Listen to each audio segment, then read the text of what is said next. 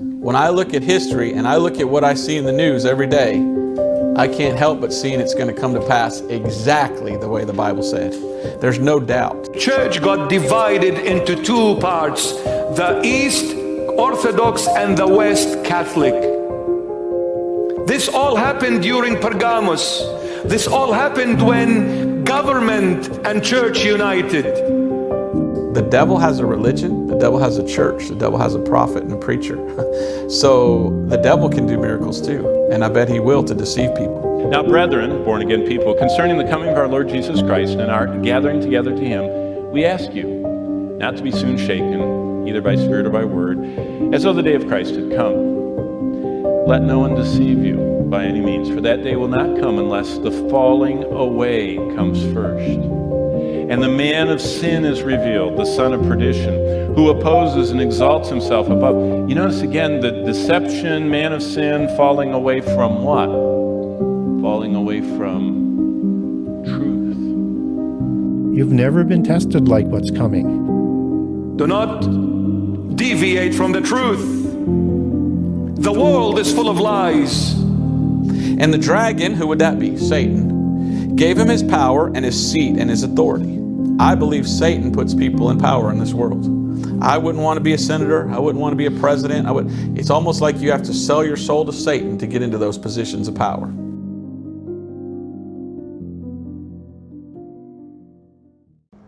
The next family in my series is the Collins family. The first two families I've covered have been the Astor family and the Bundy family. All these families interconnect and have always served high levels of government such as kings, queens, presidents, bankers, and lawmakers. My research shows the Collins family has been connected to witchcraft since they arrived in New England in the 1630s and may well have practiced it centuries prior to that. The Collins family has been kept out of the limelight and has covered up their family history. However, once we connect Masonic membership to the family, we know Satan worshiping is conducted. Robert Moore Collins was a member of the Pilgrim Society. I can't emphasize enough how important this society is in American history. The Pilgrims connected influential families such as the Astors to Ponts, Rockefellers, Carnegies, Morgans, the royal family, and many more. If there is one thing I want you to take away from this, it's that the Pilgrim Society families, Morgan, Warburg, and Rockefeller, founded the Council on Foreign Relations, which is the Illuminati in America. Robert Collins worked as the chief newsman for Reuters, another Illuminati-controlled press. Although he was born in Washington, D.C., his address as an adult became England.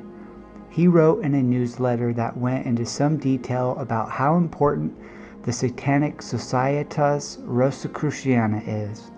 The Societas Rosicruciana is one of the highest level exclusive Illuminati organizations. I will reference them as the SR moving forward.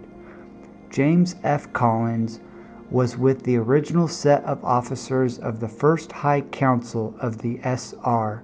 We will cover the SR in more detail, for its significance is enormous. Yvonne Collins was on the Grande Druid Council. Her occult nickname is Legena, which means Lucifer's bride. The Grande Druid Council was said to operate under the orders of the Rothschilds. The Collins family, possibly under the biggest spotlight, would be Joan Collins, the Jewish Hollywood actress from England. In 1982, Joan was asked to be the mistress of ceremonies at Prince Albert Hall before the Queen and His Royal Highness Prince Philips. She rubbed shoulders with Henry Kissinger, Niarchos, and Aristotle Onassis, kings within the Illuminati. She has been involved with some of the most prominent Satanists, and you can stick with the phrase, "You're a reflection of your friends." Another famous Collins is Michael Collins, who was one of the 3 astronauts on the Apollo 11. Apollo 11 was the first officially announced visit by man to the moon. That mission was surrounded by known Freemasons. Michael Collins also sat on the board of directors of the Illuminati's Rand Corporation, which works with Tavistock Institute. The initial capital for Rand Corp was provided by the Ford Foundation, which we talked about in the Bundy episode. All of these organizations and nonprofits intermingle with the top families. The inception of NASA is also surrounded by Freemasonry. NASA was formed by NACA. NACA was created from the British Advisory Committee for Aeronautics, or the ACA. The ACA was founded by R.B. Haldane. Richard Haldane was the creator of MI5 and MI6, and his father was from Scotland, where Freemasonry has been known to originate. To summarize the importance of this, the creator of the British Secret Intelligence Service is the creator of NASA.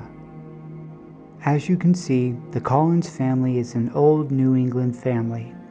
The Collins family also gave us John Collins, 3rd Governor of Rhode Island.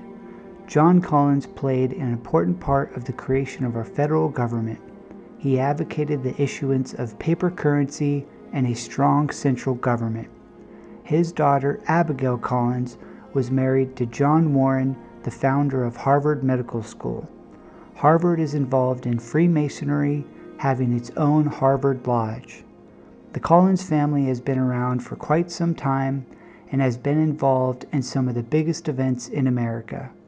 Stay tuned for future episodes where I will link Hitler with royal blood.